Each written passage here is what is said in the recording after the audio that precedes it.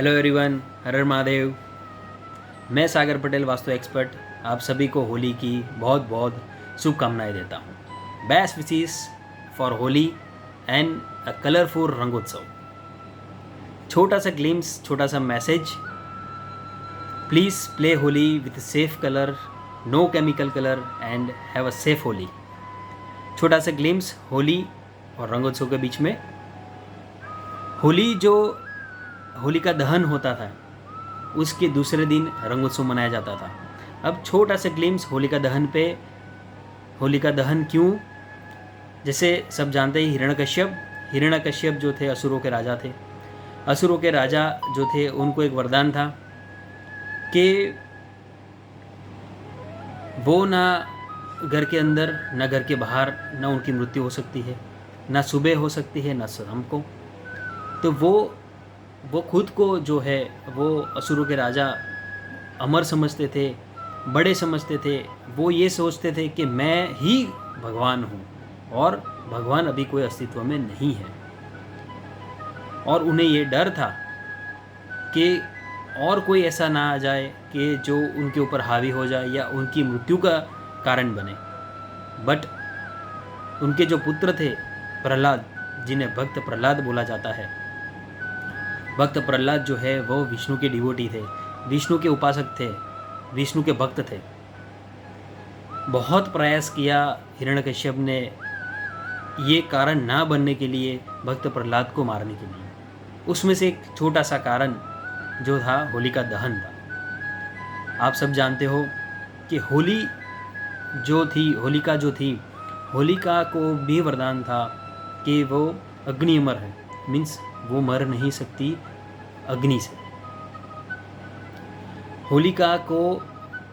भक्त प्रहलाद को होलिका के गोद में बिठाया गया और होलिका दहन कर दिया गया। पूरी रात जो होलिका दहन चला, अग्नि जो चली, उसके बाद जो ठंडी हुई, ठंडी होने के बाद पूरे गांव, पूरा राज्य एक वेट कर रहे थे, प्रतीक्षा कर रहे थे कि क्या होगा, क्या होगा, क्या होगा। क्या हमें यही राजा को पूजना होगा? क्या हमारे लिए यही भगवान होगा? कोई नहीं होगा? इन बिटवीन देखा जाता है कि सुबह होलिका ठंडी होने के बाद जो होलिका थी वो एक्सपायर कर गई, मृत्यु हो गई उसकी, और भक्त प्रहलाद जो थे वो जीवित हो गए। तो जब ये लोगों ने देखा तो दूसरे दिन बहुत खुशी मनाई गई और खुशियाँ मनाने के टाइम पे रंग उत्सव किया गया। तो ये था होलिका दहन और रंग उत्सव का ट्रांजिशन पीरियड।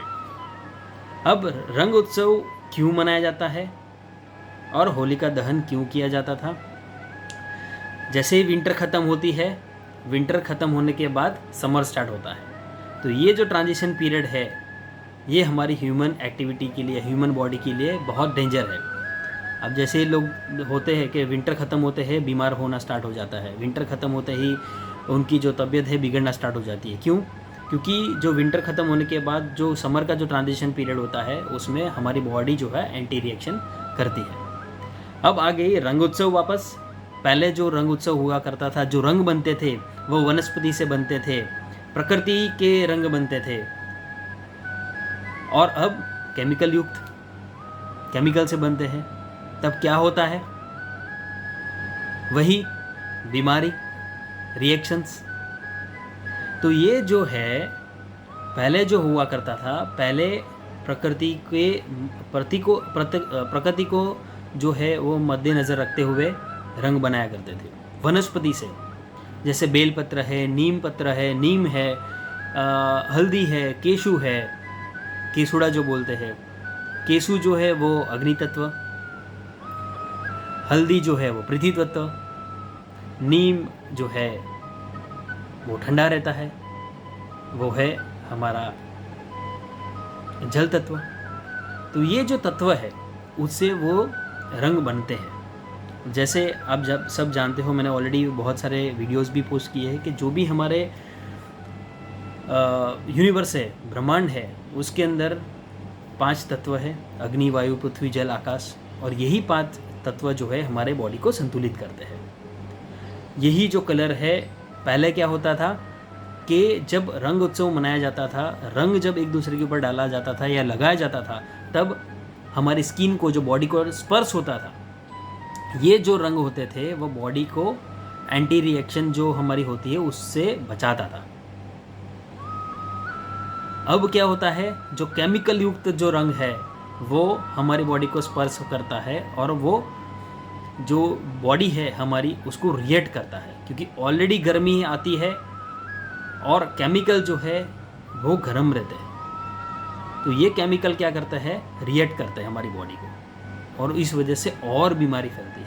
इसीलिए लोग बोलते हैं नेचुरल कलर से होली खेला करो।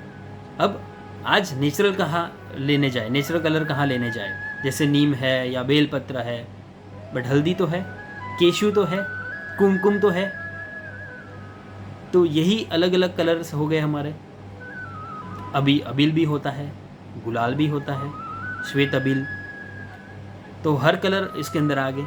तो नेचुरल कलर से, तो इसी कलर से हम खेल सकते हैं। ना कोई बॉडी रिएक्ट करेगी, ना कोई एंटी रिएक्शन होगा, ना कोई गर्मी रहेगी, और नेचुरल कलर से हम रंग उत्सव मना सकते हैं। So this was the short message to play Holi with safe colours, no chemical colours. तो आशा रखता हूँ कि आज के दिन में आप सभी लोग अच्छे कलर से खेलेंगे, पक्के कलर से नहीं खेलेंगे। मैं भी वही करने वाला हूँ, मैं भी हल्दी से ही खेलने वाला हूँ, मैं भी कुमकुम से ही खेलने वाला हूँ, और मेरे आसपास के लोग को ना खेलने देने वाला हूँ। आशा रखता हूँ आपको ये छोटा सा वीडियो मेरा अच्छा लगे तो लाइक करना, सब्सक्राइब करना। बहुत बहुत धन्यवाद। Happy Holi, safe Holi. Thank you very much.